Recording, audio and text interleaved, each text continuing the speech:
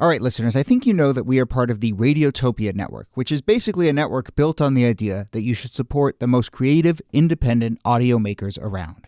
No one, and I mean no one, embodies the Radiotopia ethos more than Benjamin Walker and his show Theory of Everything.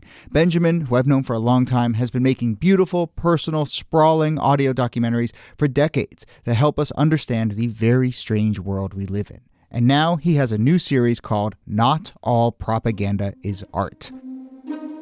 The new series goes back to the 1950s, when Western security agencies like the CIA paid artists, writers, and intellectuals to fight the cultural Cold War. The CIA funds were free. I mean, no one was told what to say. Gloria Steinem, activist who sees the CIA as a sort of enlightened pal or rich uncle, there is another viewpoint. Look, if you're listening to this show, I know you like secret histories. I know you like a mix of culture and politics and shadowy figures. So what are you waiting for? Not All Propaganda is Art from Benjamin Walker.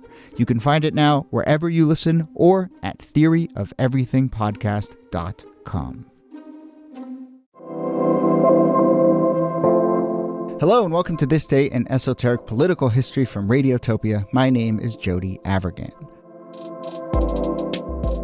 We are in midterms week looking at some interesting stories about past midterms, and today we go to 1946, a midterm election that I have always found very fascinating, and yes, one that has some parallels for today.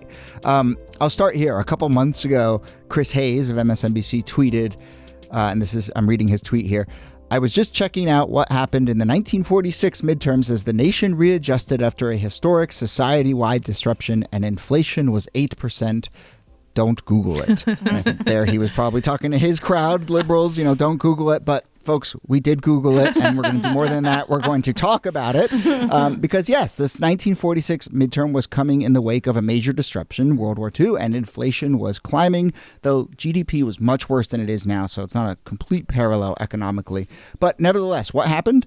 The GOP ran roughshod after 14 years of Democratic control. Truman was president at this point, but this was really, in many ways, the end and the rebuke of the FDR era. Mm-hmm. The GOP gained 55 House seats, 12 Senate seats, not to mention that a man by the name of Richard Nixon won his first race for Congress and a seat out of California. Also, JFK and McCarthy entered politics in this election, so lots of seeds and legacies and parallels and just sort of interesting things and contours on its own. So let's talk about 1946. Nicole Hemmer of Vanderbilt and Kelly Carter Jackson of Wellesley are here. Hello. Hello, Jody. Hey there. Well, let's start big there. Is it fair to say, yes, Truman is president. FDR had died a year or so earlier. But is it fair to say that this in some way was a closing of the door or even a rebuke of FDR, New Deal, guiding us through the Depression and World War II liberal politics? Yes. Absolutely. Yeah. Absolutely. A pretty sound one, right? Because you do. I mean, you've lost FDR, who had been the head of the Democratic Party for a long, long time, for like 13 years. Truman was not somebody who was well known. He only became vice president in the 1944 election, so he didn't have any big presence on the national stage, even though he was president. And people were mad. The aftermath of World War II, just like the aftermath of World War I, was pretty rocky. So, I think it was a closing of door. We'll talk about some of the policies that came out of the new Congress that was elected in 1946.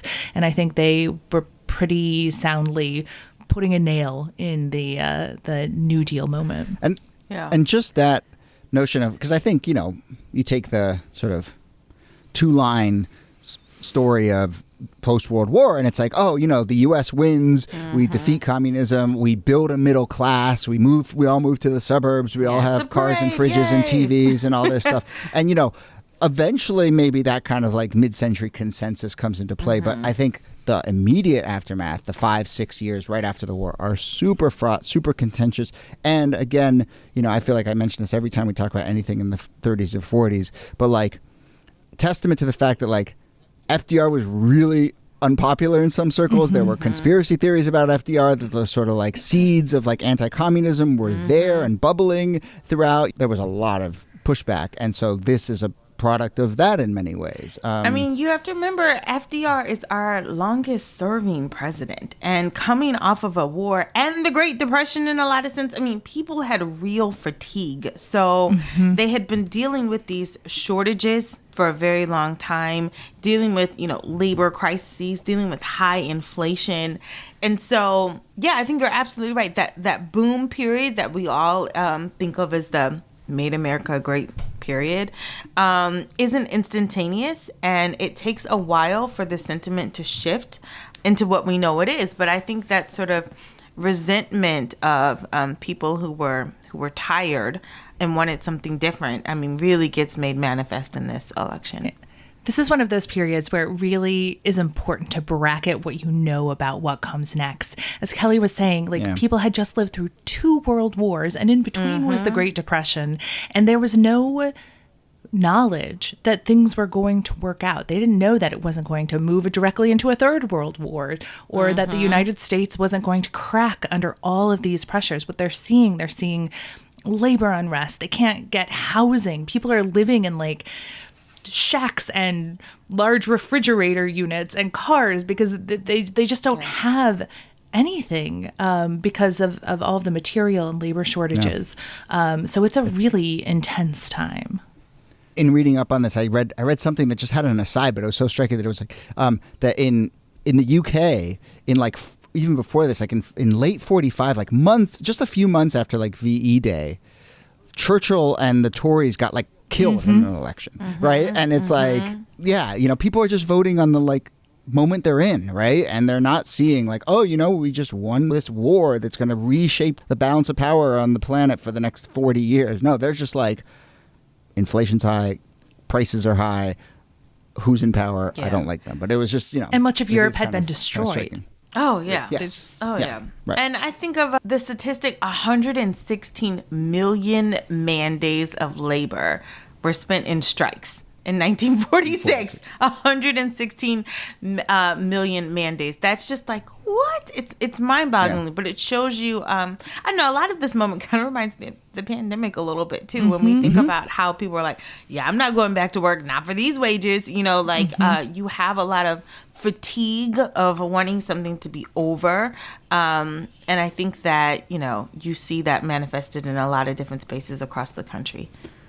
Yeah, so labor shortages and then prices, right? I mentioned high inflation. You want to talk about meat riots, meat prices? There are meat riots. This is something that I think deserves its own episode. MEAT. There are meat riots across the country because for the longest, people had to ration meat or did not have, were not able to get meat, or meat was so expensive, and people had reached a breaking point. And so some Republican candidates used this really as a way to galvanize people. There was a Republican that said, "Ladies, if you want meat, vote Republican." And they started calling President Truman horse meat Harry. The idea that it's amazing. Yeah, I know. Talk about really sticking to the moment. But these were hard times. Right. And meat was seen as such a staple of the American diet. And people, even during the war, there had been coupons and rationing when it came to meat. People were buying meat on the black market. But now that the war was over, they were we want our meat. And it's not surprising that this would cause real social tension and that it would be a central campaign issue. For sure. And, I read some of these details and it does make me think of gas prices now, right? And what are those stickers that people put up and that show Joe Biden pointing at the gas price. And it's I did that. It's horse meat Harry is the same sort of spirit of or how hey, look who's responsible for this. It's whoa. Which, of course, I would say I tend to be, I think of this with the pandemic and I think of this in this case. It's maybe it wasn't a specific policy that the people who happen to be in power at the moment, maybe it was just that 2-year, 4-year, 5-year thing that we all just went through. Remember that war? Remember that pandemic? I feel it's just bizarre to me sometimes when, and of course, Harry Truman can't come out and be folks, what's really going on here is that we just had this really tough war. I need a little time. And Joe Biden can't come out and be that pandemic, we kind of botched it. It was a whole thing. Like, maybe a lot of what's going on now is related to that. Like, you can't do that politically, but I can do that as a guy sitting behind a microphone and just say, like, it's sort of strange to me sometimes how we just don't kind of understand that there's these big forces that we're coming out of, and it takes time. But, you know, well, and also that's not how people vote. It's a reminder of how powerful the war and the war aims were in tamping a lot of this down. When the war was going on, you could say you're sacrificing for democracy, you're sacrificing for our soldiers. Now the war's gone and people are like, okay, we're done sacrificing. And the economy's like, well, it's going to take me a while to get back on track. Yeah. And I mean, you know, what is a while? But in this case, it's about a year, and the same sort of thing here. Like, if we've come out of this pandemic, it's only been like a blink, you know. But nevertheless, we get that spirit in 46. There's a phrase, I think, that captures a lot of what you're saying, Nikki, but like, you know, had enough. Have you had enough? That was a slogan that a lot of Republicans took up. Funnily enough, Newt Gingrich tried to revive that in 1994, which actually, right, 94, we talked about this when we talked about that. That was like an election that, again, brought Republicans back into power for the first time in a long time, since basically this period. So, yes, you're exasperated. Prices are high. Have you had enough? Throw the bums out. And they did, right? And we get a sweeping election, as I mentioned, 55 House seats, 12 Senate seats, control of both houses of Congress for the first time in about 30 years or so. Or sorry, for the first time in about 20 years or so. What else? Get 3 Republican governors out of that. Democrats outside of the South lost in excess of 40% of their seats. But Southern Democrats didn't have so many losses. And that's really important, because that means what you're left with, because the parties haven't realigned around ideology, is that it's a much more conservative Congress, even among the Democrats. And so the kind of legislation that you're going to get out of this new Congress, a lot of it will be bipartisan, and it will be very conservative legislation. And when you were talking earlier about, was this a rebuke to the New Deal era? In many ways, it's those Southern Democrats who didn't love every part of the New Deal, particularly when it came to New Deal support for labor. And so you get legislation like the Taft-Hartley Act, which really undermines the ability of labor unions to organize and negotiate. And that is supported by both these new Republicans, but also the Southern Democrats that remain in power. But it's also a backlash as well. It's a political backlash to all of the labor strikes that I talked about before. It's like, okay, we're shutting this down. No more strikes that go on and never have an end date. You know, it really was a pushback. Legacy-wise, though, right? So clearly a pushback, a rebuke. I think you mentioned Taft-Hartley has a huge impact, basically like ends an era of labor activism and gains in this country for over the previous, you know, maybe 50 years. But there is, you know, a way in which you can look at this election as... I've seen a few people refer to it as like a blip, and potentially even irrelevant, as much as we've been talking it up, you know, for the last 15 minutes of this show, in part because, you know, to lay out some facts, there was not a ton of legislation passed, a couple key things, but moreover, this happens in 46. In 48, what happens?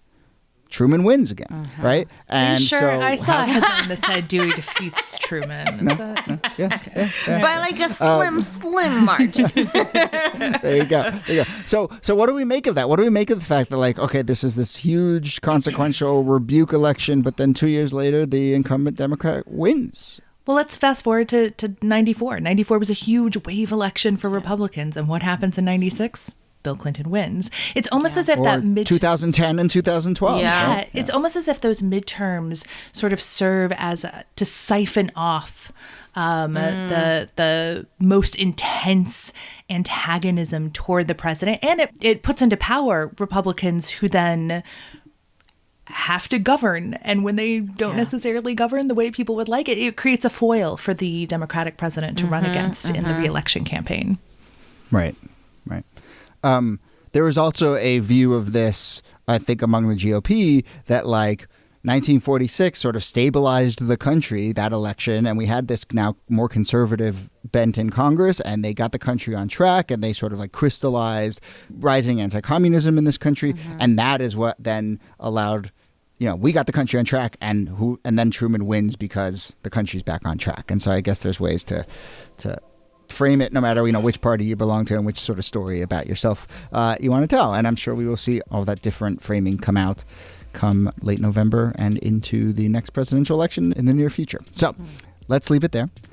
We're leaving 1946. Next episode, we are going even further back in time to 1826. I'm looking forward to that one as well. But that's the end of this episode. Nicole Hemmer, thanks to you. Thanks, Jody. And Kelly Carter Jackson, thanks to you. My pleasure. 1846 is our year of decision. We cannot shirk leadership in the post-war world. The problems of our economy will not be solved by timid men mistrustful of each other. We cannot face 1946 in a spirit of drift and irresolution. The men and women who made this country great and kept it free were plain people with courage and faith. Let us justify this heritage.